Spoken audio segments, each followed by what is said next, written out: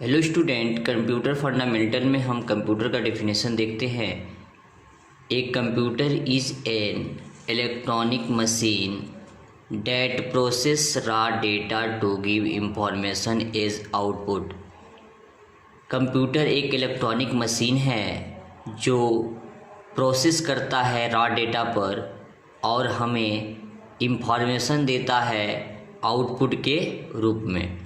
एक बार और देख लेते हैं। ये computer is an electronic machine, computer एक इलेक्ट्रॉनिक मशीन है डेट प्रोसेस रॉ डेटा, जो रॉ डेटा पर प्रोसेस करता है, to give information as output, और हमें रिजल्ट इंफॉर्मेशन आउटपुट के रूप में देता है। ओके, अब थोड़ी बात करते हैं इसके प्रोसेस के बारे में, कैसे ये काम करता है। तो यहाँ देखेंगे, सबसे पहले कंप्यूटर इनपुट लेता है, उस पर वो प्रोसेस करता है और हमें आउटपुट देता है। वह इनपुट लेता है, प्रोसेस करता है और हमें आउटपुट देता है। अब एक ब्लॉक डायग्राम के माध्यम से हम समझेंगे कि पूरी प्रोसीजर कंप्यूटर में किस तरह से होती है। ब्लॉक डायग्राम ऑफ कंप्यूटर, इसके हेल्प से हम वर्किंग समझेंगे कंप्यूटर का। इसमें हमने बात किया कि वो इनपुट लेता है और सीपीयू में वो प्रोसेस करता है और आउटपुट आपको प्राप्त होता है। इनपुट यूनिट में इनपुट क्या है? इनपुट वह डिवाइस है जिसके माध्यम से हम कंप्यूटर में कुछ चीज़ को लिखते हैं या कोई इंस्ट्रक्शन हम उसको देते हैं, तो वह इनपुट कहलाता है।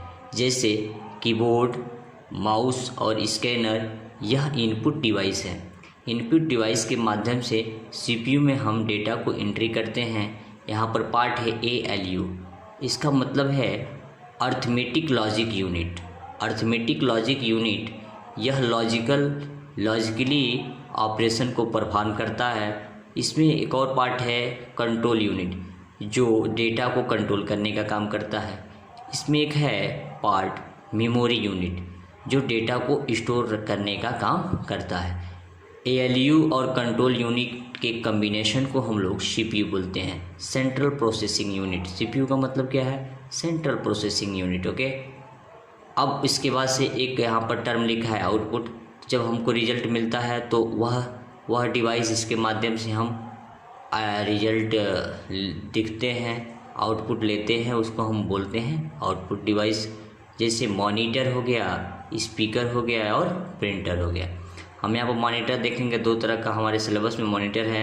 CRT monitor, cathode ray tube, और LCD liquid crystal display monitor. Okay, अब एक बार हम इसकी पूरी प्रोसेस समझते हैं। इनपुट यूनिट में इनपुट यहाँ से हम एंट्री करते हैं। सबसे पहले ALU में आता है, अर्थमेटिक लॉजिक यूनिट में। Arithmetic logic unit control unit को भेजता है, कंट्रोल यूनिट मेमोरी को भेजता है। मेमोरी फिर से ये कंट्रोल यूनिट को डेटा सेंड कर देती है और फिर कंट्रोल यूनिट ALU को पुनः डेटा सेंड कर देता है, और ये प्रोसेस होने के बाद से फिर वो हमको आउटपुट के रूप में मिलता है। अब हम जो नेक्स्ट टर्म है वो मेमोरी, कंप्यूटर मेमोरी के बारे में बात करते हैं। कंप्यूटर में मेमोरी दो तरह का होता है। एक को हम लोग प्राइमरी मेमोरी बोलते हैं, दूसरे को सेकेंडरी मेमोरी बोलते हैं। प्राइमरी मेमोरी को हम लोग टेम्पोररी मेमोरी भी कहते हैं। सेकेंडरी मेमोरी को परमानेंट मेमोरी भी कहा जाता है। प्राइमरी मेमोरी दो तरह का होता है, रैंडम एक्सेस मेमोरी और रीड ओनली मेमोरी, रैम और ROM, read only memory. Okay, secondary memory वह मेमोरी डिवाइस होता है जिसमें डेटा परमानेंट सेव होता है। आप जब उसको चाहे एक्सेस कर सकते हैं। जैसे आप हार्ड डिस्क में कोई डेटा स्टोर कर देते हैं, जब आपको ज़रूरत होता आप देख लेते हैं। फ्लॉपी डिस्क हो गया, पेन ड्राइव हो गया, मेमोरी कार्ड हो गया, कॉम्पैक्ट डिस्क हो गया और मैग्नेट डिस्क है। यह सेकेंडरी मेमोरी के एग्जाम्पल हैं।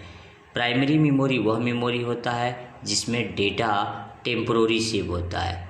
टेम्पोररी सेव होने का मतलब यह है कि ये वोल्टाइज है, इसमें अगर करंट फ्लो करेगा तो ये वर्क करेगा, अदरवाइज ये वर्क नहीं करेगा।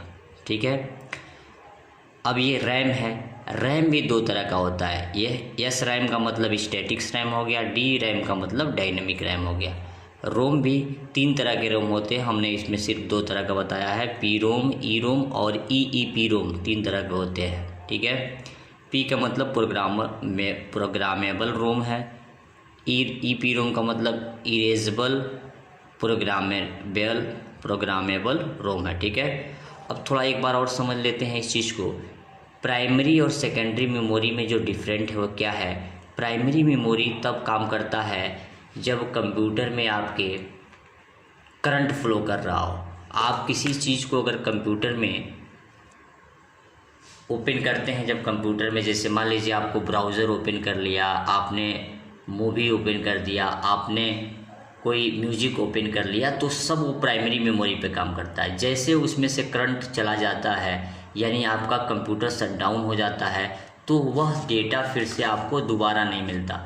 आप कहेंगे कि सर वह डेटा न मिलने का मतलब क्या है, तो वह डेटा न मिलने का मतलब ये है कि वह गाने आपको दोबारा नहीं मिल पाएंगे, वह फाइल जो खोले होंगे वह दोबारा उस पर दिखेगा नहीं, क्योंकि जैसे करंट उसमें से चला जाता है तो वह डेटा भी रिमूव हो जाता है।